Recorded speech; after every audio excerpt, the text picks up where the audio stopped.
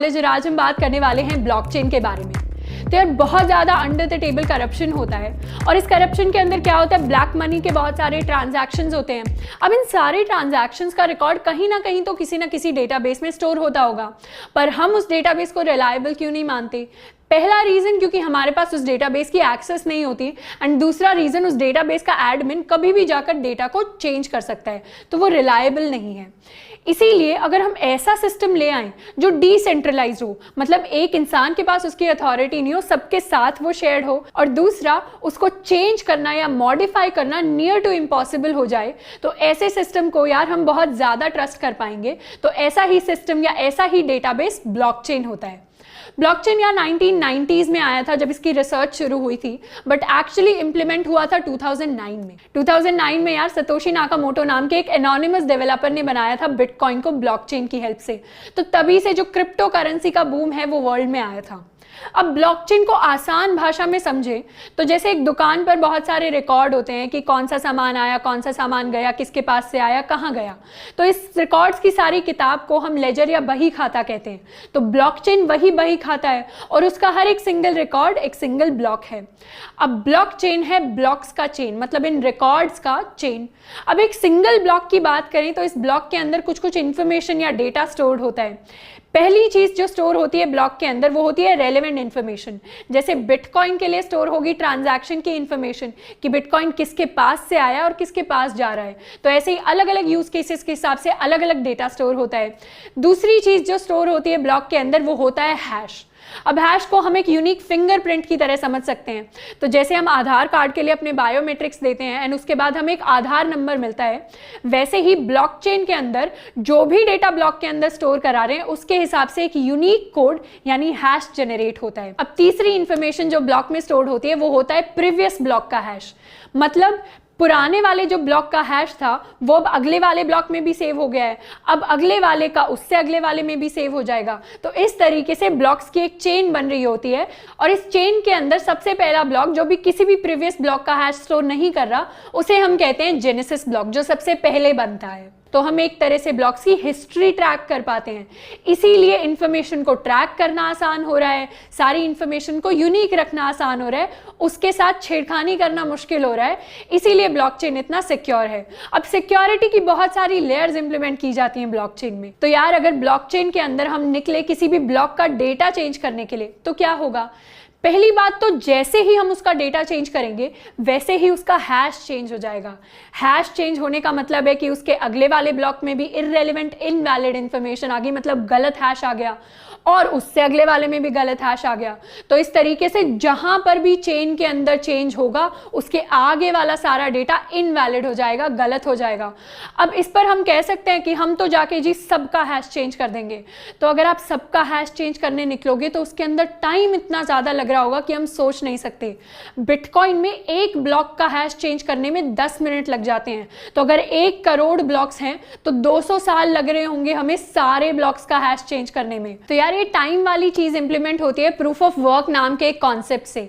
अब proof of work का मतलब है कि आपको प्रूव करना पड़ेगा कि आपने कम से कम इतना यानी 10 मिनट का टाइम लगाया है उस ब्लॉकचेन में वो चेंज लाने में।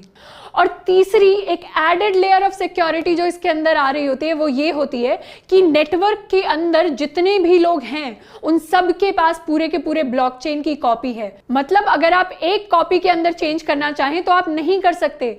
आपको क्या करना पड़ेगा, अपना ब्लॉक जो है जिसे आप चेंज करना चाहते हैं वो सबके पास शेयर करना पड़ेगा। अब सबसे एक वोट आएगा कि क्या ये ब्लॉक में जो आप चेंज कर रहे हैं वो सही है या नहीं है। अगर चेंज सही नहीं हुआ मतलब मेजॉरिटी ऑफ द लोगों ने वोट किया कि आप टैंपर कर रहे हैं हमारे डेटा के साथ, तो क्या होगा, तो आपका जो चेंज है वो रिजेक्ट हो जाएगा और चेंज नहीं कर पाओगे। तो इस तरीके की वोटिंग सिस्टम को हम कंसेंसस रूल कहते हैं ब्लॉकचेन के अंदर। तो अगर आपको कोई भी नया डेटा ऐड करना है, नया ब्लॉक ऐड करना है, तो भी पहले आप 10 मिनट लगाकर उसको क्रिएट करोगे, उसके बाद सारे नेटवर्क में आप उसको शेयर करोगे, एंड जब मेजॉरिटी लोग बोलेंगे कि ये नया चेंज सही है तभी वो ब्लॉकचेन के अंदर ऐड कर रहा होगा। तो इस तरीके से यार अगर आपको आपको ब्लॉकचेन को हार्म करना है तो पहले तो आपको बहुत सारा टाइम लगाना पड़ेगा हैश चेंज करने में, और दूसरा आपको more than 50% of the network को ओन करना पड़ेगा मेजॉरिटी वोट के लिए। तो यार ब्लॉकचेन बहुत सारी डोमेन्स में आजकल यूज हो रहा है। सबसे बूमिंग जो डोमेन है वो है क्रिप्टो करेंसी की डोमेन।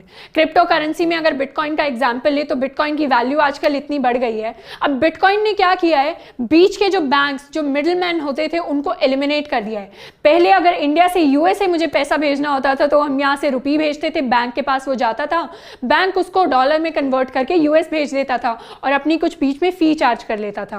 अब मुझे डायरेक्टली क्रिप्टो करेंसी भेजनी है तो मैं डायरेक्टली बिटकॉइन को भेज सकती हूँ एंड उसके अंदर जो फी होगी वो बहुत ज्यादा कम है as compare to banks. And जैसे gold asset to asset transfer होता है वैसे ही बिटकॉइन भी बिटकॉइन टू बिटकॉइन ट्रांसफर हो जाएगा, कोई कन्वर्जन नहीं हो रहा होगा करेंसी का। उसके अलावा जो यूज केसेस आते हैं यार वो होते हैं रियल एस्टेट की डोमेन में, जहां पर नोटरी का काम आजकल ब्लॉकचेन की हेल्प से हो रहा है।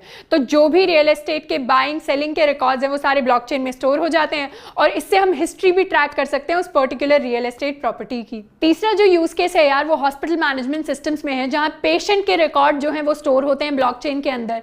तो डॉक्टर्स जो है रेलेवेंट इन्फॉर्मेशन को एक्सेस कर पाते हैं एंड पेशेंट्स का डेटा भी सिक्योर रहता है। तो यार हम ब्लॉकचेन का यूज कर सकते हैं प्रोजेक्ट्स के लिए, स्टार्टअप्स के लिए, बिजनेसेस के लिए। तो या तो हम शुरुआत से स्क्रैच से अपने लिए ब्लॉकचेन इंप्लीमेंट कर सकते हैं किसी लैंग्वेज को यूज करके, या फिर ऐसी ब्लॉकचेन्स एग्जिस्ट करती हैं जिनका हम यूज कर सकते हैं कोड की हेल्प से। तो इन ब्लॉकचेन्स के अंदर स्मार्ट कॉन्ट्रैक्ट नाम की चीज होती है। स्मार्ट कॉन्ट्रैक्ट्स को हम रियल कॉन्ट्रैक्ट्स की तरह समझ सकते हैं, बस वो पूरा का पूरा कन्वर्ट होकर डिजिटल फॉर्म में आ गया है।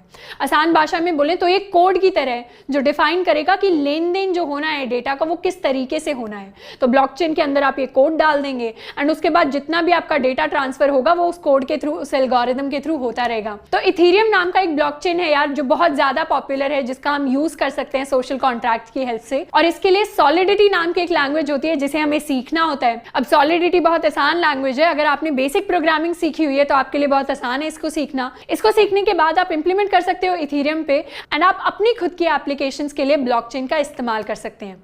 तो ये हमने सारी इंफॉर्मेशन डिस्कस कर ली है ब्लॉकचेन के बारे में। इसके बाद अगर आपको एक छोटा सा ट्यूटोरियल चाहिए कि कैसे स्क्रैच से एक ब्लॉकचेन को इंप्लीमेंट करना है तो वो आप कमेंट कर सकते हैं नीचे। आज के लिए इतना ही है ना। आई होप कि ये वीडियो आपके लिए हेल्पफुल रहा होगा। मिलते हैं नेक्स्ट वीडियो में। Till then keep learning and keep exploring.